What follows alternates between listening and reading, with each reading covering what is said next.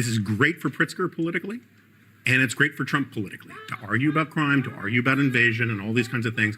I just don't think it's a wise policy. You were smirking when you were listening to him. Well, look, surging federal agents, ICE, CPB, to a state that has over 500,000 illegal immigrants in it, many of them live in Chicago.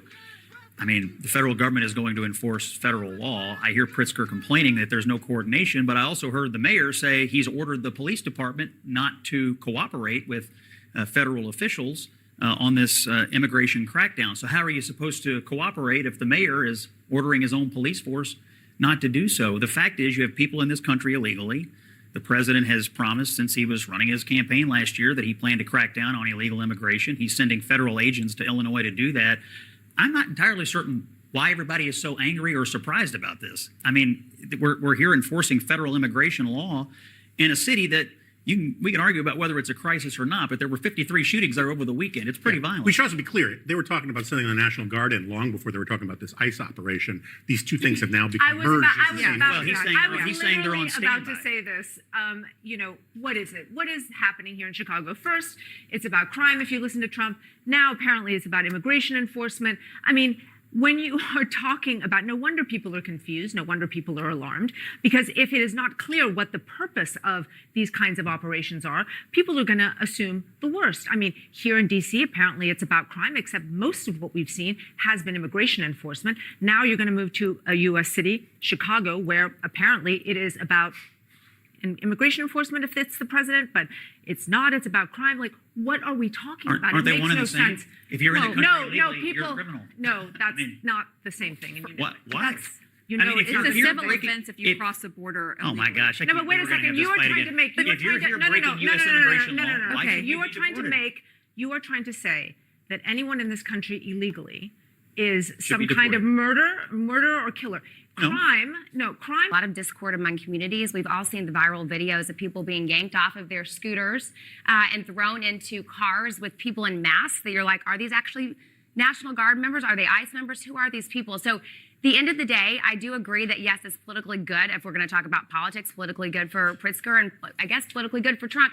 But at the end of the day, Trump is trying to use the National Guard in a way that's not being received well in communities. And I think he is going down a very dangerous path. If he's using the National Guard for this, is he going to decide that he doesn't like the way the elections are being run in 2026? Let me ask you, Scott, is he going to use the National Guard for that? Can I just respond to the National Guard? You told me you haven't been here all month. I've been here every week this month since they've been deployed. I've been here all summer, Scott, except for the last 2 weeks. So I live here in Washington, So since DC. National Guard's been deployed? Yeah, but you cannot sit here and tell me that I don't know how it's affecting my community that I've lived in for a very long time. Here's what I'm telling you. I've been walking around here all weekend and every week for the last several weeks since they've been deployed. Here's what I've seen. I've seen extremely friendly National Guard members having extremely friendly interactions. I've seen them pose for numerous pictures.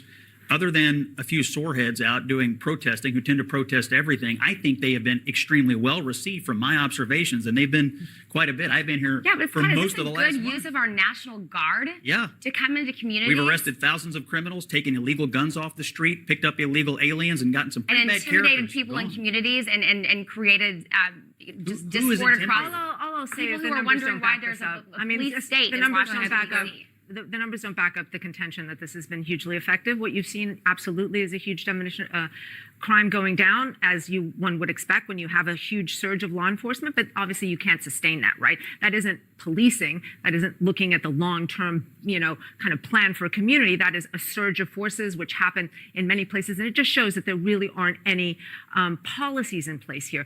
Yeah. So Scott just kind of cut straight to the point. Why is anyone at that panel pretending they're shocked that Donald Trump is cracking down on crime and enforcing immigration laws? Democrats just always seem to side with the criminals. We've talked about a lot on this channel, whether it's violent offenders or people sneaking across the border illegally. And yes, CNN panel, that's a crime. This is truly a mindless conversation. Nothing's really being talked about or said or solutions offered. I mean, it's literally a bunch of words thrown together. They're just play these word games about whether Chicago is a crisis. But who cares what label you use? 57 shootings last week. Should Americans just accept that? Should Chicagoans just accept that? Most normal people just want to walk outside without getting shot. The results are in. Trump's policies reduce crime. All this stupid panel does is twist his words with straw men instead of just admitting the results are real. Be authentic for once in your lives.